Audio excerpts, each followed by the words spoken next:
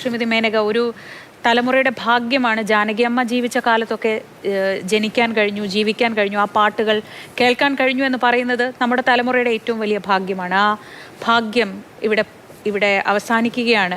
ഇനി ആ ശബ്ദം മാത്രമേ ബാക്കിയുള്ളൂ. എങ്ങനെയാണ് ജാനകി അമ്മ എന്ന ആ സാന്നിധ്യത്തെ ഓർക്കുന്നത്? ശരിയാണ്. ഭാഗ്യം എന്ന് പറഞ്ഞത് അമ്മ പാടി ഞാൻ അഭിനയിച്ചു എന്നുള്ളത് എന്റെ ഒരു ഭാഗ്യം തന്നെയാണ്. മറക്കാൻ പറ്റില്ല അമ്മയെ. ഓപ്പോളില് എന്റെ ഹേറ്റുമാനൂർ പാട്ട് അമ്മയാണ് പാടിയത്. അതിന് നാഷണൽ അവാർഡ് കിട്ടി എന്നുള്ളതിന് ഒരുപാട് സന്തോഷപ്പെട്ടിട്ടുള്ള ആളാണ്. എവിടെ കണ്ടാലും പറയുന്നു മേനക അഭിനയിച്ച പടത്തിലാണ് എനിക്ക് ഓപ്പോൾ എന്നൊരു പടത്തിന് അവാർഡ് കിട്ടിയെന്ന് എല്ലാവരോടും പറഞ്ഞ് സന്തോഷിക്കും.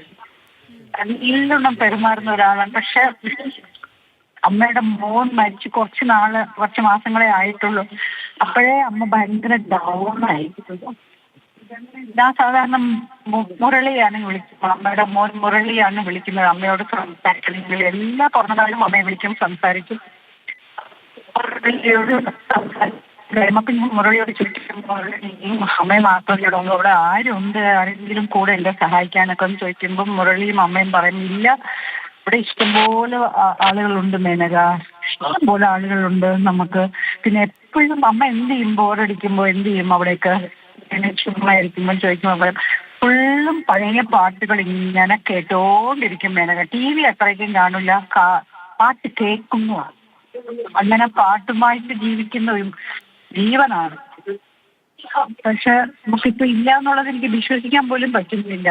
ശരിക്കും പറഞ്ഞാൽ ശാരദ ചേച്ചിയും ജാനകി അമ്മയും കൂടെ ഭയങ്കര സ്നേഹിതികളാണ്. എത്രയോ വർഷങ്ങളുടെ പഴക്കമുള്ളവരാണ്.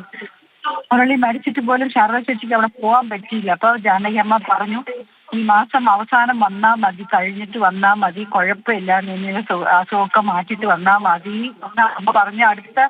അടുത്ത ആഴ്ച എങ്ങാണ്ടോ അമ്മ ശാരദ ചേച്ചി ജാനകി അമ്മയെ കാണാൻ പോകാനിരിക്കുകയായിരുന്നു. അതിൻ്റെ ഇടയിൽ ഇങ്ങനൊരു വലിയൊരു സംഭവമാണ് നടന്നത്. അപ്പൊ എന്ത് പറയാനാണ്, ഒന്നും പറയാനില്ല.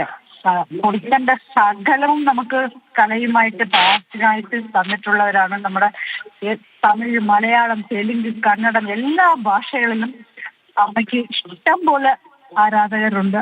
അമ്മയുടെ ആത്മാവിന് നിത്യശാന്തി കിട്ടട്ടെ എന്ന് മാത്രമേ നമുക്ക് പറയാൻ പറ്റുള്ളൂ. ഈ സമയത്ത് വേറെ എന്ത് പറയാനാണ്, നമുക്ക് ഭയങ്കര കഷ്ടം തന്നെയായിട്ട്. വളരെ നന്ദി പ്രതികരിച്ചതിന്. നിങ്ങൾക്കൊക്കെ വ്യക്തിപരമായ അടുപ്പം ഉണ്ടായിരുന്നവർക്കൊക്കെ അത് എത്രത്തോളം ആ വേദന ഉണ്ടാകുമെന്ന് നമുക്ക് ഊഹിക്കാൻ കഴിയുന്നതേ ഉള്ളൂ.